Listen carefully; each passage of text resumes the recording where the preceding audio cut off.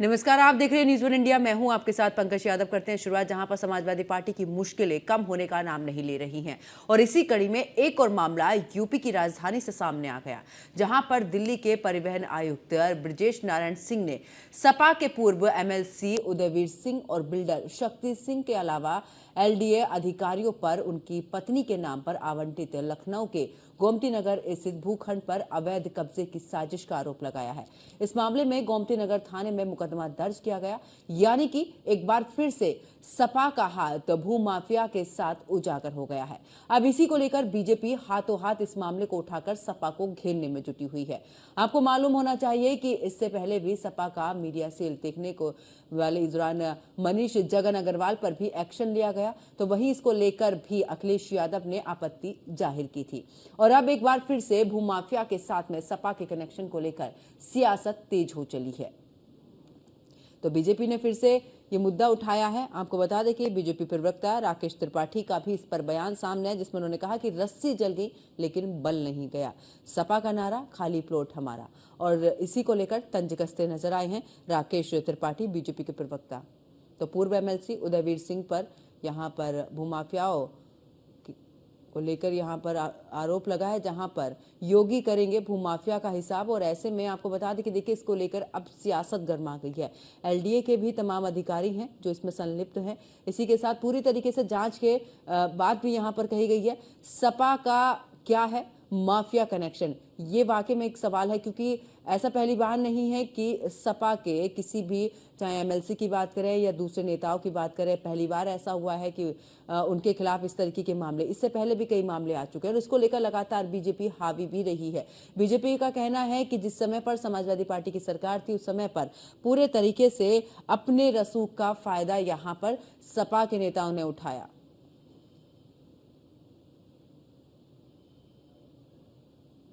Samajwadi party जब सत्ता में रहती है तो सत्ता के द्वारा किस तरह से दुरुपयोग करके जमीनों पर कब्जा करने का काम करती है। और इसीलिए स्वर्गीय अजीत सिंह जी कहा करते थे कि जिस गाड़ी पर सपा का झंडा, समझो उसमें बैठा गुंडा। वो जहां पर जमीन पर हाथ रख दिया करते थे, वो जमीन उनकी हो जाया करती थी। सपाइयों का नारा है खाली प्लाट हमारा है। अब सत्ता तो नहीं है तो ठगी करने पर उतारू हो गए। समाजवादी पार्टी के पूर्व एमएलसी संलिप्त पाए गए हैं लखनऊ में कि किस तरह से वो लोगों की जमीनों को ठग करके, ठगी के माध्यम से उस पर काबिज होने का प्रयास कर रहे थे, कब्जा करने का प्रयास कर रहे थे। शर्म आनी चाहिए समाजवादी पार्टी के लोगों को कि सत्ता चली गई, रस्सी जल गई, लेकिन बल नहीं गया। और हमारे सहयोगी पंकज मंडल हमारे साथ में लाइव जुड़ चुके हैं। पंकज, देखिए, क्योंकि अब जिस तरीके से आरोप लग रहे हैं समाजवादी पार्टी को लेकर, पूर्व एमएलसी पर भी इस दौरान देखिए सीधे तौर पर भूमाफिया का कनेक्शन यहां पर जुड़ता हुआ नजर आ रहा। फिलहाल इसको लेकर, क्योंकि अब सियासत भी गरमाई हुई है, बीजेपी इस पूरे मामले को हाथों हाथ ले रही है। राकेश त्रिपाठी का सीधे तौर पर कई ऐसे बयान जिसमें उन्होंने कहा कि रस्सी जल गई पर बल नहीं गया, सपा का नारा खाली प्लॉट हमारा, और जिस गाड़ी पर सपा का झंडा मानो उसमें गुंडा। तो ऐसे तमाम तंज यहां पर कसे जा रहे हैं। देखिए, बिल्कुल कहीं ना कहीं इस मामले में तूल पकड़ता हुआ नजर आ रहा है, क्योंकि समाजवादी पार्टी के पूर्व एमएलसी उदयवीर सिंह के खिलाफ उनके साथ, यानी कहीं कि उनके साथ में उदयवीर के साथ में अविनाश सिंह, सिंकू, शक्ति सिंह भ्रष्टाचार में और एलडीए के तमाम अधिकारी के ऊपर, यानी कि उनको बिना नाम दर्ज के एलडीए के अधिकारी पर एफआईआर दर्ज किया गया। बताया जा रहा है कि जो ब्रज नारायण सिंह है, इस समय परिवहन आयुक्त है, उनकी पत्नी के नाम में 1997 में उन्होंने एलडीए से प्लॉट लिया था। प्लॉट खाली होने की वजह से कुछ जालसाजों ने इस पे कागज, यानी कूट रचित तरीके से दस्तावेज तैयार किया और उसको बेचने की कोशिश कर रहे थे। कुछ दिन पहले वहाँ पर जो बाउंड्री अनलीगल तरीके से बनाई गई थी, उसको तोड़ा गया था एलडीए द्वारा। उसके बाद फिर वो लोग बाउंड्री बनाने की कोशिश कर रहे थे। जब इसकी जांच की गई तो पता चला कि जमीन को लेकर जो, आपको बता दें कि ये गोमती नगर के विनीत खंड में ये 5/145 प्लॉट संख्या है, जिसमें कि अतिक्रमण किया गया था, नहीं अवैध तरीके से कब्जा किया जा रहा था। जब उसके बाद ब्रज नारायण ने इसकी जांच करवाई तो पता चला उनके पत्नी के नाम से उन्होंने खरीदा था। जब पता चला कि इसमें कूट रचित तरीके से दस्तावेज बना के इनको बेचने का काम करी। तो इसी में एलडीए की तरफ से ये दस्तावेज जो डुप्लीकेट बनाए गए थे, एलडीए की तरफ से एफआईआर दर्ज कराई गई है, जिसमें कि उदयवीर सिंह का भी नाम शामिल है। बताया जाता है कि दिल्ली में उदयवीर सिंह का जो दिल्ली आवास है, वहां पर बैठ के सारी प्लानिंग की गई है कि किस तरह से इसको बेचा जाए, किस तरह से कब्जा किया जाए। तो कहीं ना कहीं जब एलडीए में ब्रिज नारायण ने जब मामला पूरा पता किया तो पता चला कि ये सारी चीज़ें फर्जी तरीके से किया जा रहा है। कहीं ना कहीं इस मामले में जो आरोपी अविनाश सिंह सिंकू है, ये कई मामलों में पहले जेल भी जा चुका। तो देखा जा सकता है कि समाजवादी पार्टी की सरकार तो नहीं है, लेकिन ये जरूर है कि उनके जो लोग हैं, यानी उनके साथ में जो लोग काम करने वाले लोग हैं, वो किस तरह से भू माफिया यानी कहीं की जमीनों को। और देखिए पंकज, ये कोई पहला मामला ऐसा नहीं है, इससे पहले भी तमाम मामले आ चुके। बीते दिन की बात करें, आगरा से ही मामला सामने आया। इस दौरान पहले समाजवादी पार्टी की सरकार में रहे, लेकिन इस्तीफा देने के बाद बीजेपी उन्होंने ज्वाइन की और बीजेपी के ही नेता ने उनके खिलाफ इस दौरान कार्रवाई करने की मांग की। उन्होंने कहा कि देखिए, जिस समय पर समाजवादी पार्टी में थे, उस समय पर इन्होंने पूरे तरीके से यहाँ पर अवैध जो पार्किंग थी वो जमीन अपने कब्जे में कर ली है। तो देखिए, समाजवादी पार्टी के जिस समय पर सरकार थी, उसको लेकर एक नहीं अनगिनत मामले ऐसे सामने आ रहे जहां पर सबसे ज्यादा भू माफियाओं से जुड़े ही मामले हैं। नहीं, बिल्कुल देखिए, खाली कई जिले नहीं बल्कि पूरे प्रदेश में हाल था। जब इनकी सरकार थी तो जिस जमीन को देखते थे और उसको हथिया लेते थे, कहीं ना कहीं दबंगई और गुंडई के जरिए जमीन हथिया लेते थे। अब ऐसे में जब चीज़ें ऑनलाइन, यानी कहीं के लखनऊ विकास प्राधिकरण की प्रॉपर्टी में सब ऑनलाइन डिटेल उसमें जमा होता है, उनकी जो सिस्टम है उसमें रहता है, तो लोगों ने दस्तावेज गलत तरीके से, यानी कि एलडीए के कुछ कर्मचारी भी इसमें मिले होंगे, इसी वजह से एलडीए ने एफआईआर दर्ज कराई। कूट रचित तरीके से दस्तावेज तैयार कर देते। पहले तो देखते हैं, लोग सर्वे करते हैं कि पहले कौन सी प्लॉट खाली है, देखते हैं कि कई सालों से प्लॉट खाली पड़ी है, तो फिर उसके बाद उनका डिटेल एलडीए से निकलवाते हैं और उसके बाद फर्जी तरीके से दस्तावेज तैयार करते हैं। और उसके बाद इसी तरह इसमें कहीं ना कहीं लखनऊ विकास प्राधिकरण भी संदेह के घेरे में है, क्योंकि लखनऊ विकास प्राधिकरण से इस लोगों को जानकारी मिलती है और उसके बाद वहां से जब जानकारी मिलती है तो उसके बाद डुप्लीकेट, यानी कहिए कि गलत तरीके से दस्तावेज बनाकर फिर उसी जरिए बेचे जाते हैं। लखनऊ विकास प्राधिकरण का ये केवल यही एक प्लॉट नहीं है, ऐसे कई सैकड़ों प्लॉट ऐसे हैं जो दूसरे यानी बाहर से बेचे जा चुके हैं और लखनऊ विकास प्राधिकरण में जांच के नाम पर केवल जांच चल रही है। आज तक कार्रवाई कहीं नहीं की गई। चाहे बीसी हो, चाहे सचिव हो, चाहे कोई भी अधिकारी हो, केवल जांच की बात करती है, कार्रवाई कुछ नहीं करती। बस एफआईआर कर दी गई है, अब उसके बाद ये अपनी जिम्मेदारी से मुक्त हो गई कि हमने तो एफआईआर कर दी, पुलिस जांच कर रही है। लेकिन अब मामला जब समाजवादी पार्टी के पूर्व एमएलसी उदयवीर सिंह का है, तो इसमें तुल पकड़ता हुआ नजर आ, कहीं ना कहीं इसमें देखने वाली बात होगी कि आगे क्या कार्रवाई की जाती है। फिलहाल एफआईआर दर्ज की गई है, पुलिस जांच करेगी, जांच करके क्या निष्कर्ष निकलता है ये देखने वाली बात होगी। देखिए बिल्कुल पंकज, और बिल्कुल अपने आप में जिस तरीके से भी आपने जानकारी दी कि देखिए एलडीए पर देखा जाता था कि कितने प्लॉट खाली हैं, कितने समय से खाली है, उसके बाद एलडीए से डिटेल यहाँ पर निकाली जाती थी। यानी कि अब सीधे तौर पर जिस तरीके से बीजेपी घेर रही है कि जब सपा की सरकार थी उस समय पर सबसे ज्यादा भूमाफियाओं के ही मामले रहे हैं और धीरे धीरे उजागर इसलिए भी हो रहे हैं क्योंकि अब लिस्ट जिस तरीके से निकाल रही है योगी सरकार, उसके तहत ये मामले उजागर हो रहे हैं कि आखिरकार किस किस ने अवैध कब्जा किया हुआ है। देखिए बिल्कुल कहीं ना कहीं देखा जा सकता है। देखिए महत्वपूर्ण बात यह है कि एक अधिकारी है जो परिवहन आयुक्त है इस समय। अब आप सोचिए कि अगर एक अधिकारी की जमीन इस तरह से कब्जा करके ले रहे हैं जबकि उनकी सरकार नहीं है, तो अगर जो आम लोग हैं उनके साथ कैसा रवैया किया जा रहा है, तो कहीं ना कहीं देखा जा सकता है कि इसमें बड़े बड़े भू माफिया के साथ में लखनऊ विकास प्राधिकरण की भी जो देखा जाए स्थिति तो वो भी बहुत गंभीर है कि क्यों कैसे लोगों को, आम लोगों को दस्तावेज मिल जाते हैं, कैसे उनको डिटेल मिल जाती है। तो कहीं ना कहीं लखनऊ विकास प्राधिकरण की मिली भगत से बहुत बड़ा खेल चलता है और आम लोगों की जमीनों को इस तरह बंदर बाट कर लिया जाता है और एलडीए खामोश रहता है, जांच के नाम पर कुछ नहीं करता। यहीं पर जब अब उदयवीर सिंह का मामला आया सामने, अब इसमें देखने वाली बात होगी कि क्या होगा, लेकिन ये जरूर है कि केवल जांच की जाएगी। उसका लखनऊ विकास प्राधिकरण में महत्वपूर्ण बात है कि जिम्मेदारी कोई नहीं लेना चाहता है, सीट पर बैठे रहते हैं और जानते हैं कि ट्रांसफर होकर चले जाएंगे तो कौन इसमें क्या कार्रवाई करे। यही वजह है कि भू माफिया लोग लखनऊ विकास प्राधिकरण में पूरी तरीके से हावी है, जमीनों को बार बार से बेच देते हैं। एलडीए को जब पता चलती है तो कोई कार्रवाई नहीं की जाती है। यही वजह है कि उदयवीर सिंह के आवास पर यह षड्यंत्र रचा गया और पुलिस के हाथ में शायद इसके कुछ सबूत भी और लगे देखिए कि किस तरह से पंकज, क्योंकि रिकॉर्डिंग अखिलेश वगैरह। यादव की तरफ से कई बार ऐसे बयान और जो भी इस दौरान संलिप्त पाए जाते हैं, उनका कहना होता है कि हमें फंसाने की कोशिश यहां पर की जा रही है। ऐसे में देखिए मीडिया सेल देखने वाले मनीष जगन का भी अगर हम बात कर लें तो उन पर भी एक्शन को लेकर इस दौरान कार्रवाई की मांग उठी। और ऐसे में समाजवादी पार्टी के एक एक करके कई ऐसे नाम सामने आ रहे हैं, क्योंकि अब अखिलेश यादव भी उसको लेकर कह रहे हैं कि पूरे तरीके से बदनाम करने की कोशिश की जा रही है। तमाम बीजेपी के भी ऐसे नेता हैं जिनके जो कि पूरे तरीके से संलिप्त है, लेकिन उन्हें उजागर सरकार नहीं कर रही है। यानी कि आरोप प्रत्यारोप और इस पर राजनीति शुरू हो चुकी है। देखिए, राजनीति होती रहती है, लेकिन वास्तविकता देखा जाए समाजवादी पार्टी में गायत्री प्रसाद प्रजापति के पास इतनी संपत्ति है, इतनी संपत्ति अवैध तरीके से उन्होंने कब्जा कर लिया। तो वर्तमान में जब सरकार थी उनकी, तो उनके जो गुर्गे थे वो बहुत भारी तादाद में जमीनें कब्जा करते थे।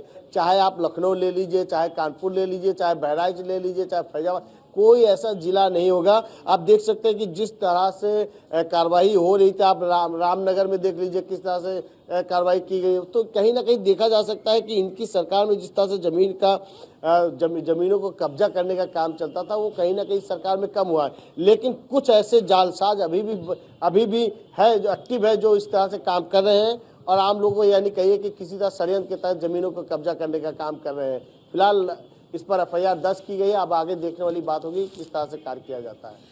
बिल्कुल पंकज, देखिए अब जिस तरीके से हम आगरा की भी जिक्र कर रहे थे बीते दिन, क्योंकि जिस तरीके से वहां से भी मामला सामने आया, क्योंकि अब मौजूदा बीजेपी में है, तो ऐसे में सवाल ये भी खड़ा कर रहे हैं कि बीजेपी जिसको कहती है कि हम ऐसे लोगों को अपनी पार्टी में नहीं ज्वाइन कराते हैं जिन पर किस तरीके के मामले हो, लेकिन ये मामला जब उजागर होता है तब जाकर पता चलता है। इससे पहले कोई भी किसी के भी मामले सामने नहीं आए हैं, बड़े ही साफ छवि के साथ में यहां पर पार्टी ज्वाइन कराई जाती है। ऐसे भी आरोप लग रहे हैं बीजेपी पर। देखिए, बिल्कुल ये कहने वाली बिल्कुल कहा जा रहा है कि जब दूसरे पार्टी में थे तो उसमें तमाम सारे आरोप प्रत्यारोप लगे थे। जब पार्टी में आए तो देखिए, ये जरूर जाहिर सी बात है कि जब आप सत्ता पक्ष में आ जाते तो जांच की जो प्रक्रिया है उसमें कहीं ना कहीं ढीली हो जाती है। यानी कि ये जांच करने वाले जो अधिकारी होते हैं कहीं ना कहीं वो खामोश हो जाते हैं। कई सारे सवाल इस तरह से खड़े तो होते हैं, लेकिन अब जांच, अगर किसी प्रकरण में जांच चल रही तो ऐसे में उनकी तरफ से यही बयान आता है कि भाई आरोप तो साबित किया नहीं गया, अब तो केवल जांच ही चल रही है और जब आरोप सिद्ध होगा उसके बाद ही कोई कार्रवाई की जाएगी। तो ये तमाम सारे हवाला दिया जाता है। लेकिन ये जरूर है कि जो भू माफिया लोग जमीन कब्जा करते हैं वो अभी भी तमाम जगह पे तमाम गैंग है, अभी भी एक्टिव है। यही वजह है कि आम लोगों को बड़ी दिक्कतों का सामना करना पड़ता है। अब देखिए, जमीन इनकी खाली पड़ी थी, लोगों ने दस्तावेज बना के बेचने की कोशिश की। अब एक आईएएस अधिकारी के साथ अगर ऐसा हो रहा है तो आम लोगों के साथ में किस तरह से हो रहा होगा। बिल्कुल पंकज, और अपने आप में ये बड़ा सवाल है कि देखिए जब अधिकारी के साथ में इस तरीके से हो सकता है तो आम लोगों की आखिरकार कितनी जमीनों पर कब्जा किया होगा। लेकिन ऐसे में देखिए, क्योंकि एलडीए भी इसमें संलिप्त है और ऐसे में पूरी सूची निकालनी चाहिए अब एलडीए को लेकर भी कि आखिरकार किसके पास कितनी जमीन है और किस किस ने कब्जा किया हुआ है। अभी तो 3 से 4 नाम है, लेकिन हो सकता है पंकज कि इस लिस्ट में ऐसे भी बड़े अधिकारी भी संलिप्त हो जिनके नामों को लेकर शायद ही चर्चा में वो आए। लेकिन ऐसे में जांच होनी बहुत जरूरी है। देखिए, बिल्कुल आपको बताना चाहूंगा कि लखनऊ विकास प्राधिकरण में एक जांच ऐसी नहीं है। इस तरह से सैकड़ों जांचें पहले से ही फाइल दबी पड़ी है।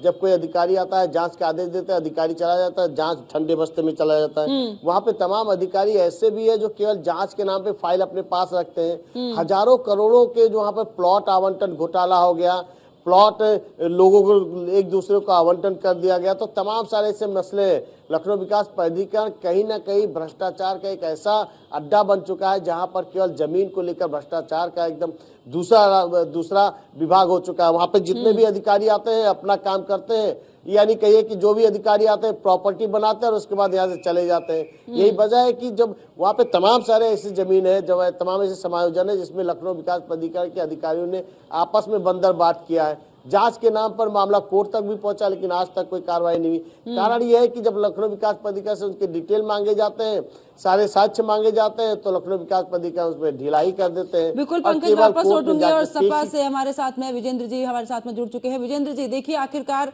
पूर्व एमएलसी जो रहे हैं उदयवीर सिंह, उन पर आरोप लग रहा है कि देखिए भूमाफिया में पूरे तरीके से संलिप्त।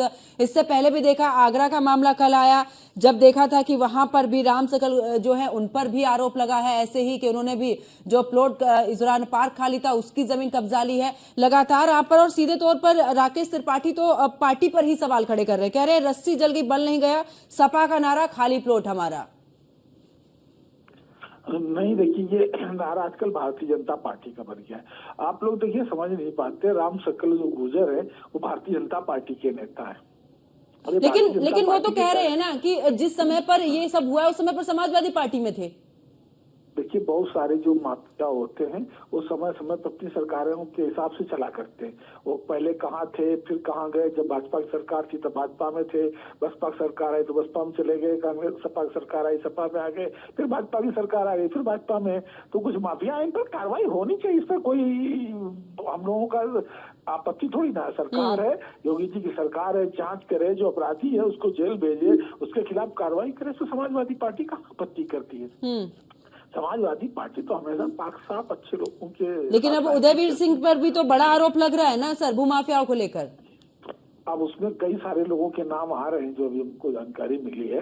उसमें एक नाम उदयवीर सिंह का है, बहुत सारे नाम कभी कभी सरकार की साजिश में भी शामिल किए जाते हैं। उदयवीर का डायरेक्ट क्या इन्वॉल्वमेंट है जांच का विषय है, अगर जांच कर ली जाएगी दोषी होंगे तो उन पर भी कार्रवाई होगी, इसमें कोई दिक्कत नहीं है। इससे पहले मीडिया सेल देखने वाले मनीष जगन अग्रवाल पर भी एक्शन की बात, और ऐसे में आप देखिए उदयवीर सिंह पर भी मतलब लगातार जो है अब एक के बाद एक उजागर मामले हो रहे हैं समाजवादी पार्टी को लेकर। और देखिए बीजेपी तो सीधे तौर पर राकेश त्रिपाठी ने दूसरा भी बयान दिया, उन्होंने कहा कि जिस गाड़ी पर सपा का झंडा उसमें बैठा गुंडा, इस तरीके के भी बयान आ रहे हैं। ये भाजपा पे लागू होता है, जिस गाड़ी पे लगा भाजपा का झंडा उस गाड़ी पे बैठा एक बलात्कारी गुंडा। तो भारतीय जनता पार्टी आजकल बलात्कारियों की राजधानी बना चुकी है। उत्तर प्रदेश को आए दिन बलात्कार लूट डकैतियां शामिल है, लेकिन भारतीय जनता पार्टी को दिखाई नहीं पड़ता। सड़क चलते चेन स्नैचिंग हो रही, सड़क चलते लोगों को लूटा जा रहा है, छोटी छोटी बच्चियों के साथ रेप हो रहा है, जिसमें भारतीय जनता पार्टी के नेता सीधे डायरेक्ट पकड़े जा रहे हैं। चाहे बनारस का मामला हो, चाहे दिलीप सिंह का मामला हो, चाहे चिन्मयानंद का मामला हो, ये किसी से छुपा नहीं है। लेकिन भारतीय जनता पार्टी है कि वो सिर्फ हिंदू मुसलमान कर दो, समाजवादी पार्टी को बदनाम करने की कोई साजिश कर दो, और जब भी होता तो भारतीय जनता पार्टी समाजवादी पार्टी से कहीं ना कहीं जोड़ने का प्रयास करती है। लेकिन नितेंद्र जी यहाँ पर यह भी कहा जा रहा है ना कि जब इस तरीके के मामले आते तो समाजवादी पार्टी की तरफ से कोई बयान नहीं आता है। वैसे तो बहुत ज्यादा मुद्दे उठाते हैं। आप बयान ले रहे हैं, हम बयान दे रहे हैं। जब भी बयान कहाँ नहीं आता है। आपने अभी आपके स्टूडियो से कॉल आई, मैंने फोन अटेंड किया, जवाब देने के लिए समाजवादी पार्टी से तत्पर रहती है, कितना मना किया है। चलिए बहुत बहुत शुक्रिया नितेंद्र जी हमारे साथ जुड़ने के लिए, अपना पक्ष रखने के लिए। तो देखिए पूरे तरीके से जो मामला है आखिरकार अब सवालों के घेरे में, लेकिन दूसरी तरफ देखिए अगर बात करें उदयवीर सिंह पर एफआईआर दर्ज तो हुई है, लेकिन दूसरी तरफ ये भी कहा जा रहा है कि अभी देखिए कोई भी बयान अभी समाजवादी पार्टी की तरफ से सामने नहीं आ रहा। एक मामले नहीं है, अनेकों मामले ऐसे हैं। हमारे सहयोगी पंकज भी हमारे साथ में जुड़े। पंकज आपका भी बहुत बहुत शुक्रिया। और इस बुलेटिन में फिलहाल इतना ही। आप देखते रहिए न्यूज़ 1 इंडिया। नमस्कार।